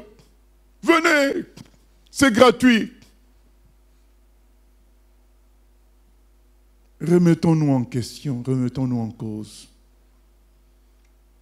Si on a perdu le feu, le premier amour, revenons à cela. Si on n'avait pas encore compris, que Dieu nous éclaire maintenant. Et que cela nous donne une joie nouvelle. Que ça nous amène à chanter des cantiques nouveaux. Que ce soit dans la souffrance, que ce soit à l'hôpital, que ce soit en prison, que ce soit dans la difficulté. Tu vas chanter parce que tout est accompli, comme je me souviens il y a des années. Tu sors là, tu vas au culte, j'ai fait l'erreur d'ouvrir la boîte aux lettres. Aïe! Taxe d'habitation imprévue. C'est une taxe du temps où j'habitais Paris qui m'a suivi à Rouen. Je ne sais pas comment ils savent tout ça. 400 €. Aïe! Et tu t'apprêtes à aller à l'église, c'est là pour te voler. Et puis, une voix me dit, mais Jésus-Christ aussi a eu affaire à ce genre de problème. Qu'est-ce qu'il avait fait? Il avait sorti l'argent d'un poisson. Oh, je dis, c'est vrai? Donc moi aussi, Seigneur, que ça sorte d'un poisson. Bien-aimé. Je suis reparti à l'église dans la joie. Et je ne me souviens même pas comment ça a été payé, puisque le poisson s'en est occupé. C'est tout. On veut nous voler notre joie. Mais ce n'est pas mon problème. Venez avec vos difficultés. Jésus est mon Seigneur. Jésus s'est occupé de tout. C'est ça la joie. Tu ne peux pas. C'est pourquoi tu peux bénir ceux qui te maudissent. Parce que tu sais que c'est sans effet. Jésus a tout pris. Il a pris toute malédiction pour moi. C'est sans effet. Il y a des liens familiaux sans effet. Jésus a tout pris. À la croix. Il a tout payé. C'est ça, bien-aimé. Pourquoi, comme Paul dit, rater un si grand salut? Tu restes tranquillement dans ton péché. Tu rates un si grand salut. Tu restes dans l'égoïsme, dans la dépendance vis-à-vis de l'argent, dans la dépendance vis-à-vis de ta carrière. Ta carrière, c'est quoi? C'est la carrière en Jésus qui compte. On n'est pas contre le travail. Mais que le travail soit une bénédiction de Dieu. Pas un truc personnel de valorisation, mais une bénédiction de Dieu. Et tu sais que si Dieu récupère ça et me donne autre bénédiction, c'est lui qui veut.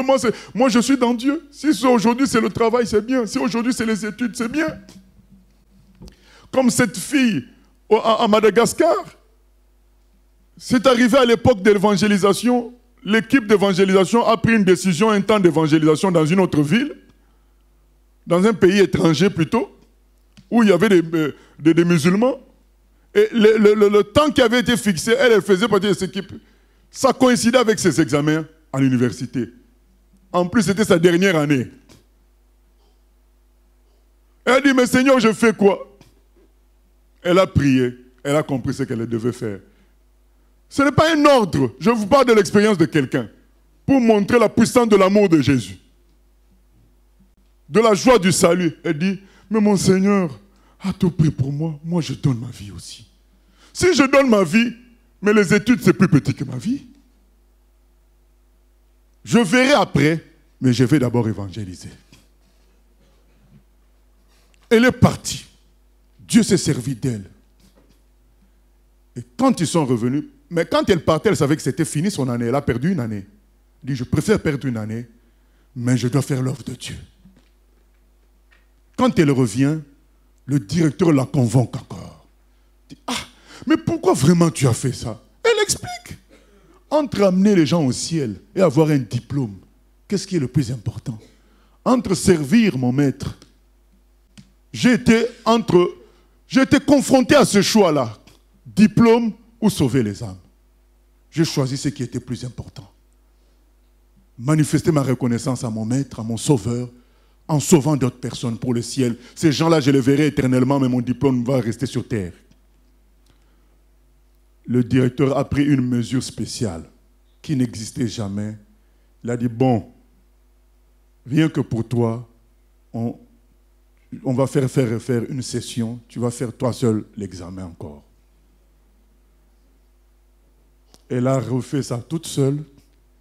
Elle a eu des résultats excellents.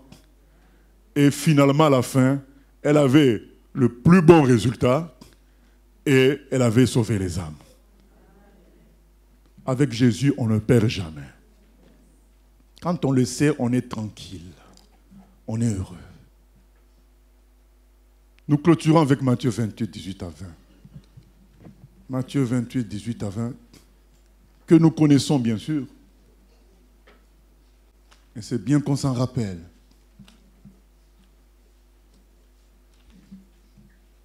Jésus a tout accompli à la croix. Il dit maintenant quoi? Qu'est-ce qu'il dit à partir de cela? Jésus s'étant approché, leur parla ainsi. Tout pouvoir m'a été donné dans le ciel et sur la terre. Amen, amen. Mais bien aimé, dès le départ, Jésus-Christ était fils de Dieu, il avait tout pouvoir. Mais pourquoi il le dit? Parce que ce n'est pas la même chose. On a dit avant le sacrifice, ce n'est pas la même chose qu'après le sacrifice. Avant le sacrifice, il était souverain, il avait le pouvoir. Mais après le sacrifice, c'était devenu légal. Comme on avait donné l'exemple des policiers. Les policiers ont la puissance. C'est tout un corps avec des armes, avec du nombre, avec des voitures. Ils ont la puissance de venir chez toi, de tout casser, de te prendre et de t'amener en garde à vue, sans même consulter le juge. Mais s'ils le font sans le juge, ils n'en ont pas le droit. Ils ont la puissance, mais pas le droit. Mais maintenant, quand Jésus maintenant se sacrifie, c'est fini, donc la malédiction est épuisée. Donc sa puissance peut agir maintenant pleinement, sans barrière. Alors qu'avant, il y avait quand même la barrière de la malédiction qui empêchait Dieu d'étaler sa puissance dans sa gloire. C'est pourquoi c'est écrit quoi? Qu'est-ce qui est écrit dans Ephésiens 3.10? C'est écrit dans Ephésiens 3.10, c'est par l'Église que les mauvais esprits, Satan et les mauvais esprits, leur domination, verront la grandeur de Dieu. Mais pourtant, Dieu est grand avant l'Église.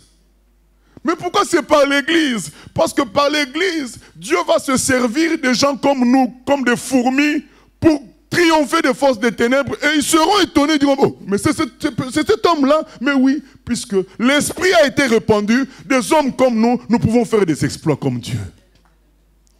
C'est par l'Église. Parce que le sacrifice a été fait. Parce que c'est le sacrifice qui a attiré l'Esprit. Comme le sacrifice d'Élie avait attiré le feu. Le sacrifice de Jésus a attiré la puissance du Saint-Esprit. C'est pourquoi il fallait qu'il y ait la Pentecôte, parce que c'est le sacrifice de Jésus qui a attiré cela. À partir de là, l'Esprit habite dans l'homme. Il peut maintenant faire les choses comme Dieu lui-même. C'est pourquoi avant et après, ce n'est pas la même chose. Donc quand Jésus dit tout pouvoir m'est donné, il dit maintenant ce pouvoir-là peut s'exercer librement. Il n'y a plus d'entrave. Nous continuons, Jacques frère. Allez, faites de toutes les nations des disciples, les baptisant au nom du Père, du Fils et du Saint-Esprit. Et enseignez-leur à observer tout ce que je vous ai prescrit. Et voici, je suis avec vous tous les jours, jusqu'à la fin du monde. Amen. Jésus dit bien, faites de toutes les nations des disciples. Des disciples. Parce qu'il n'y a pas d'autres croyants. Jésus ne voit pas d'autres croyants que des disciples parce qu'il connaît l'effet du salut. La joie du salut, c'est que ça va faire de quelqu'un, la personne va devenir forcément quelqu'un comme lui-même, va devenir un disciple. Les chrétiens touristes, on doit se poser des questions sur leur conversion. Jésus ne connaît que des disciples parce qu'il sait ce que fait son salut dans la personne. Le salut de Jésus transforme, tu n'es plus le même, c'est l'Esprit qui te conduit. Dans Jean 3, c'est écrit, l'Esprit souffle, où il veut, tu ne sais d'où il vient, ni où il va. C'est ça le disciple, il est pris, il est saisi par Jésus. C'est Jésus qui le conduit. Jésus ne connaît que ça, il dit faites des disciples. Parce que ce n'est pas possible de recevoir le salut du Seigneur, d'être touriste, d'être juste là à venir faire sa part de prier le dimanche et puis, non, tu vas te mettre au service de l'agneau. Parce que tu es dépassé par son salut. Tu es rempli de son esprit. Comme Zachée, il a dit, je vends tous mes biens. La moitié de mes biens, je donne aux pauvres. Tu es dépassé. Comme Paul, il a dit, bon, je ne me marie même pas. Je veux vivre pour le Seigneur. C'est ça le salut. Ça produit des disciples. Et dans un autre texte, dans Marc 16, il dit, allez prêcher la bonne nouvelle à toute la création. C'est ça la conséquence du salut. Ça va nous amener à aller dire à tout le monde que Jésus a vaincu le péché. Jésus a vaincu Satan. Désormais, l'homme n'est plus obligé de souffrir. L'homme a un destin éternel au paradis. On est dans la joie d'aller annoncer ça à tout homme. Que les gens aiment ça ou pas, ils ont droit à cette information-là parce que nous aussi, nous étions perdus comme eux. On a reçu l'information, ça nous a changé. Alors, tout le monde a droit à l'information. Les gens vont te dire, mais je n'en ai pas envie. Tu dis, oui, mais quand la publicité vient à la télé, tu n'en as pas envie, mais tu regardes quand même. Alors, tu as droit à l'information. Parce que Dieu t'aime. L'amour ne regarde pas au cœur de l'autre, il s'exprime. Que l'autre veuille ou pas, l'amour s'exprime. C'est ça l'évangélisation. On va exprimer l'amour de Dieu à tous les hommes. On va louer Dieu devant tous les hommes, dire mais il a remporté la bataille pour vous. Et il dit voici les miracles qui accompagneront tout cela. Et Dieu va faire des miracles afin de montrer à l'homme ce qu'il attend dans le ciel. De montrer à l'homme ce qu'est le salut d'une manière pratique. De montrer aussi que la malédiction a été vaincue. Désormais, les miracles peuvent couler à flot. C'est ça la vérité. Dieu nous appelle à cela. Nous allons prier et que chacun demande à Dieu de transformer sa vie aujourd'hui.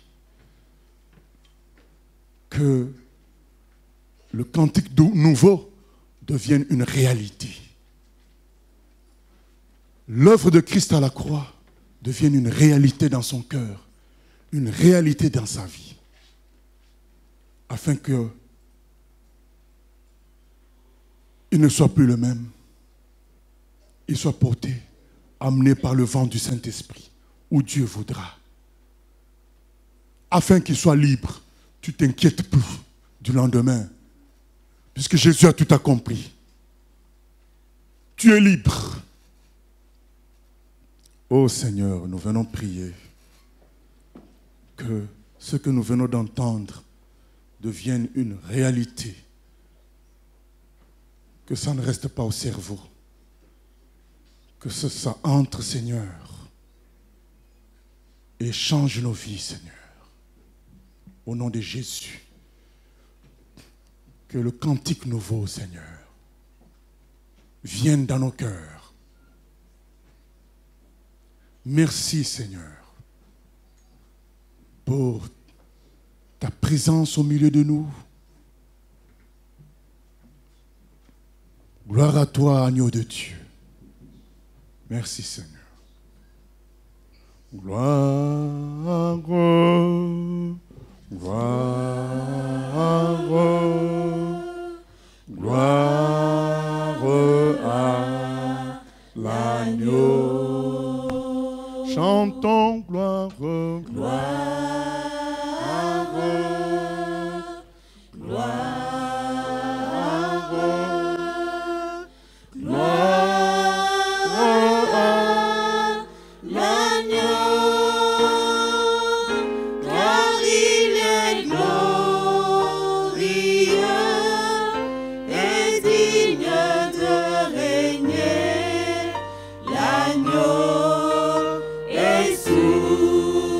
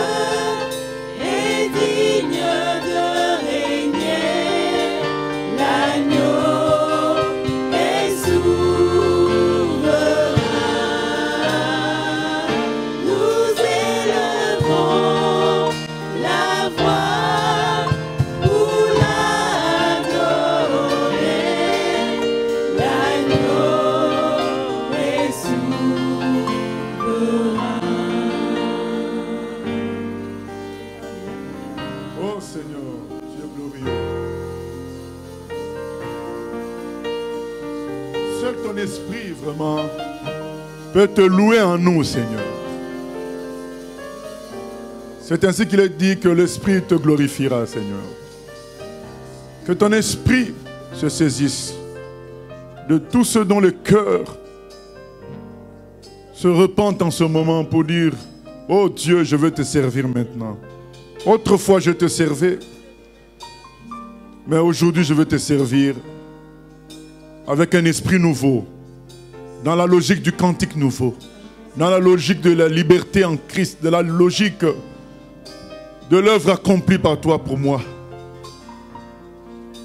On est libre, Seigneur. Grâce à toi, Seigneur. Alléluia.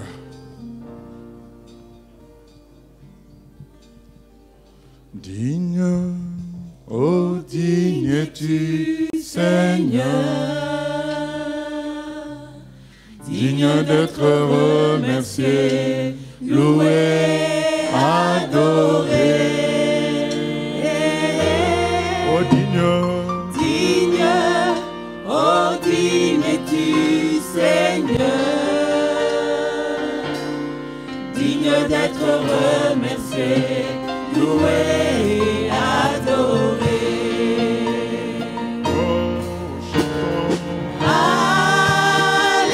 Alléluia, l'âne sur le trône, nous t'adorons, nous t'exaltons, nous célébrons ta gloire.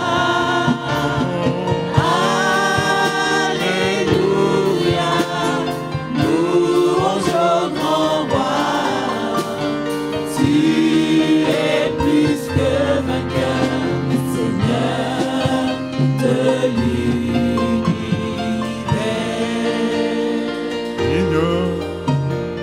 Digne, oh digne es-tu, Seigneur,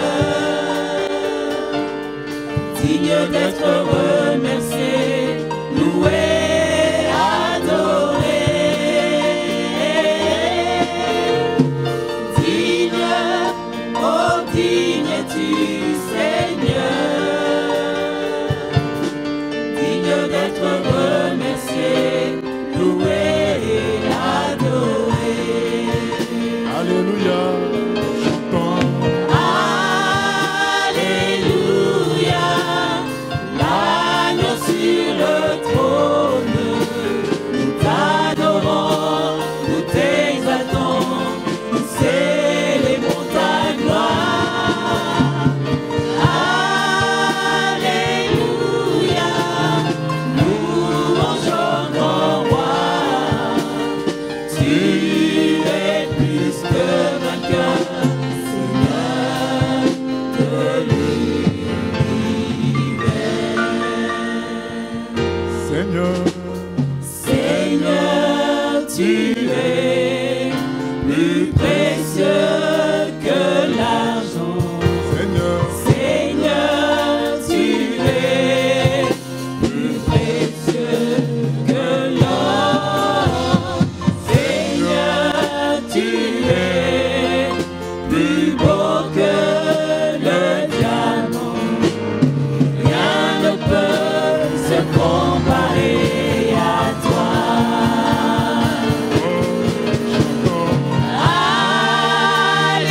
Alléluia, l'agneau sur le trône, nous t'adorons, nous t'exaltons, nous célébrons ta gloire.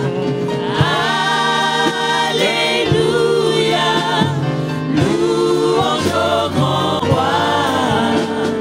Tu es plus que vainqueur, Seigneur de l'univers. amen. Merci Seigneur. Merci pour ce que tu as accompli pour moi. Nous te bénissons pour ta fidélité. Merci pour ton amour. Merci Seigneur. Car nous sommes heureux maintenant. Nous sommes libres, Seigneur. Je t'aime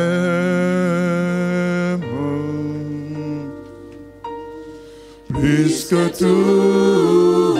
Je t'aime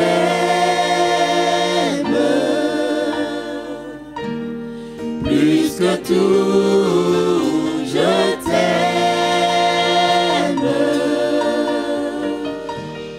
Seigneur, je te donne ma vie. Seigneur, je te donne ma vie. Seigneur, je te donne mon cœur. Seigneur, je te donne mon cœur. Je t'aime. Je t'aime. Plus que tout, je t'aime. Plus que tout, je t'aime.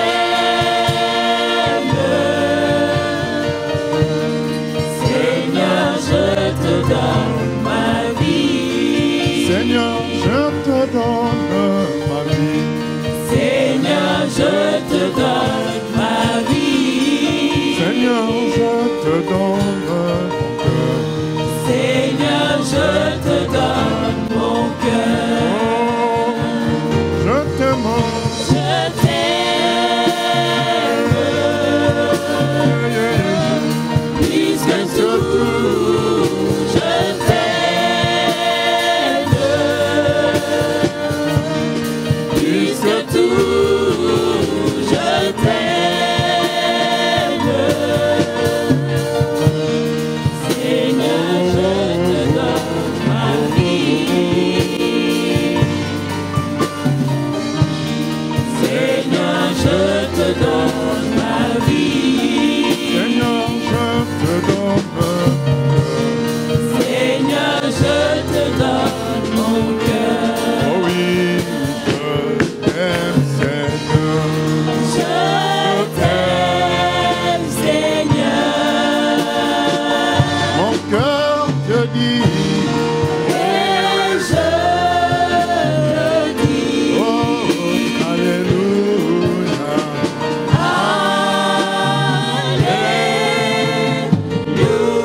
Alléluia.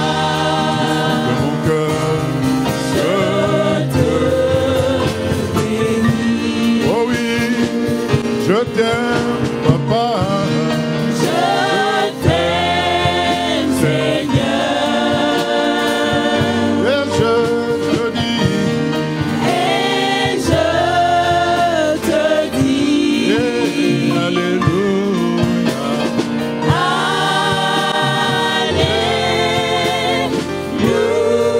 Alléluia.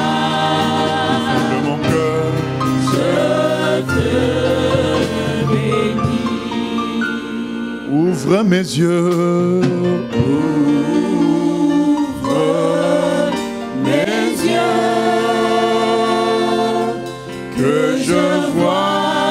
Que je vois le sacrifice de l'agneau. du roi. Je chante au ciel en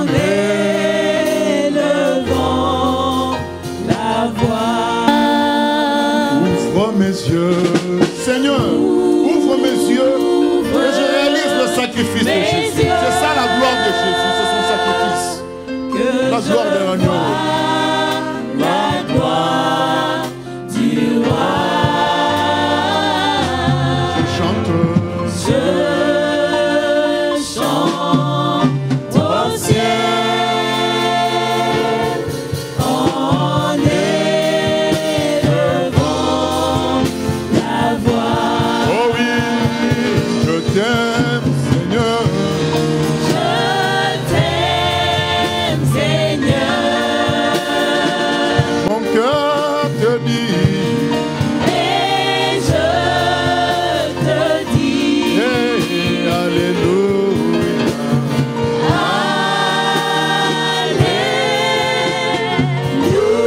Alléluia.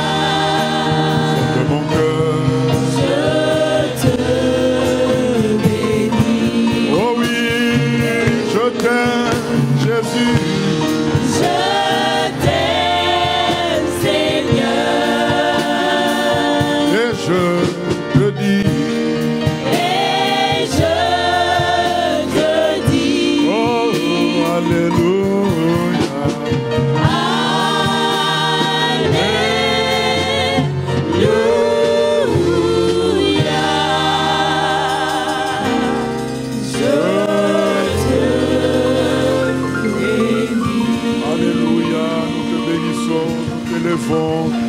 Jésus l'agneau de Dieu, Jésus le roi des rois, Jésus le Seigneur des seigneurs, l'alpha, l'oméga, l'agneau immolé est digne de recevoir la louange, est digne de recevoir la gloire au siècle des siècles.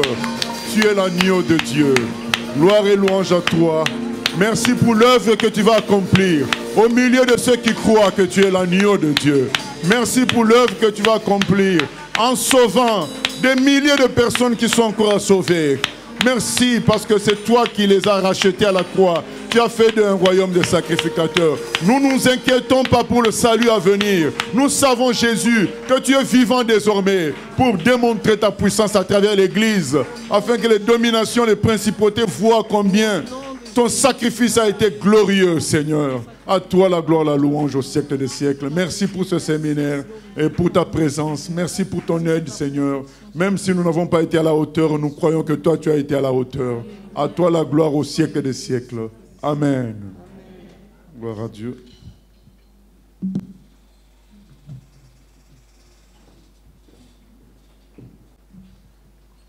Que le Seigneur soit béni. Est-ce qu'il y a des personnes qui sont venues pour la toute première fois? Si vous pouvez lever vos mains.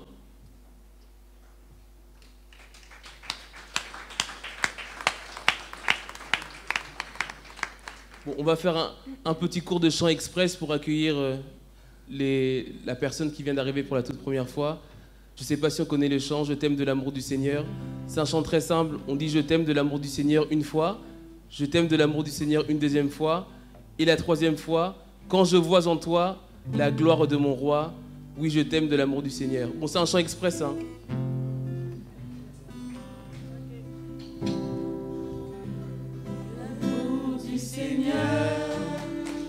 Je t'aime de l'amour du Seigneur, quand je vois en toi la gloire de mon roi.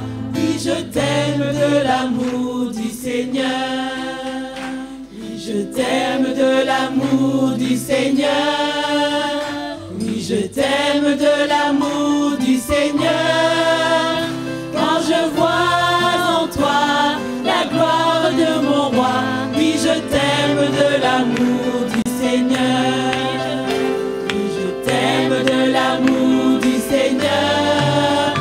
Oui, je t'aime de l'amour du Seigneur, quand je vois en toi la gloire de mon roi. Oui, je t'aime de l'amour du Seigneur. Amen, que le Seigneur soit béni. C'est vrai que bon, c'est toujours agréable de savoir qu'on est aimé, mais le plus important, c'est que Dieu nous aime. C'est ça la chose la plus importante. Alors, en ce qui concerne les annonces particulières, dimanche 29 avril, la semaine prochaine, il y a le culte des ados, 13 à 15 ans. Le samedi 5 mai, il y a la réunion des femmes à 14 h ici au centre. Et le thème, ça va être la suite de ce qui a été abordé le mois dernier, la communication dans le couple. Et comme il a été précisé, ce n'est pas une réunion qui est ouverte simplement aux femmes mariées, mais toutes les femmes d'un certain âge peuvent y assister. Donc si vous voulez plus de renseignements, merci de se rapprocher soit de la diaconesse Ginette ou soit de la sœur Esther. Et si vous n'avez pas assisté le mois dernier, que vous aurez aimé être mis au courant de ce qui a été dit, bah vous pouvez toujours les solliciter pour ça. Le dimanche 6 mai, comme c'est le cas au moins une fois dans le trimestre, nous avons un culte d'action de grâce à 10 h. Donc un culte axé surtout sur la louange et l'adoration. Et le jeudi 24 mai, nous avons nos cellules de maison. Donc pour expliquer aux nouveaux, les cellules de maison, c'est des chrétiens qui sont dans un même quartier, qui vont se réunir et prier pour le salut du quartier, prier pour les autorités et tout autre sujet. Et à l'entrée de la salle, il y a un tableau avec les adresses et les coordonnées des différentes cellules. Si vous souhaitez y participer, vous êtes les bienvenus. En ce qui concerne les annonces habituelles, le mardi, nous nous retrouvons ici à 18 h pour un temps d'études bibliques avec des questions-réponses. Le mercredi, pour un temps d'intercession, rendez-vous ici à 18 h. Et si vous avez des sujets de prière, il y a une petite boîte, vous notez vos sujets et le mercredi, nous nous ferons une joie de prier pour tous ces sujets. Le jeudi matin, 6h30 à 7h30, nous avons un culte matinal. Et vendredi, dimanche, nous avons nos cultes d'adoration. Après, sur Internet, ce que vous voyez, c'est filmé et c'est enregistré. Donc, si vous souhaitez écouter des prédications, si vous souhaitez vous édifier, vous avez le site. Vous tapez sur un moteur de recherche CCN Bethléem. Et sur ce site, vous allez retrouver toutes les études bibliques, toutes les prédications, ce séminaire sous le format audio, ou vous pouvez vous connecter sur la chaîne YouTube CCN Bethléem TV. Et sur cette chaîne, vous allez retrouver les mardis, les études bibliques, les cultes du dimanche, les séminaires et aussi les émissions. Et il y a un dernier site, le www.lesgospelsingers.com. Sur ce site, vous allez retrouver toute l'actualité de la chorale. Donc nous allons nous lever pour clôturer. Ah oui, pour les nouveaux, il y a une cafétéria où nous pouvons nous restaurer gratuitement si vous n'avez pas de programme. Si vous pouvez partager une petite collation avec nous, nous serions les plus heureux, nous serions très heureux de partager un petit repas avec vous. Seigneur, nous te bénissons.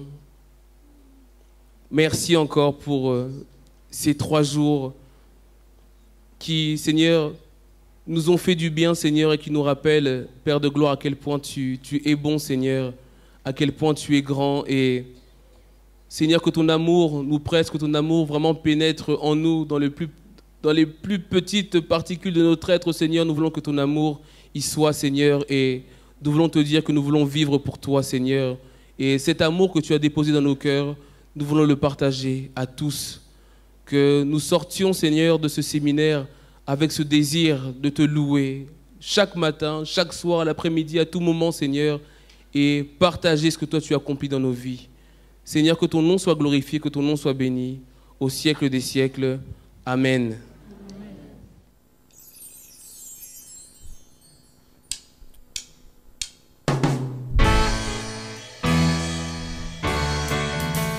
J'ai choisi Jésus pour guider ma vie. Mon bien-aimé Jésus, il est à moi, je suis à lui. J'ai choisi Jésus pour guider ma vie. Mon bien-aimé Jésus, il est à moi, je suis à lui. J'ai choisi Jésus pour guider ma vie. Mon bien-aimé Jésus, il est à moi, je suis à lui. J'ai choisi Jésus pour guider ma vie. Mon bien-aimé Jésus, il est à moi, je suis à lui. En marchant dans les chemins, dans les rues, observant tous les passants, chacun suit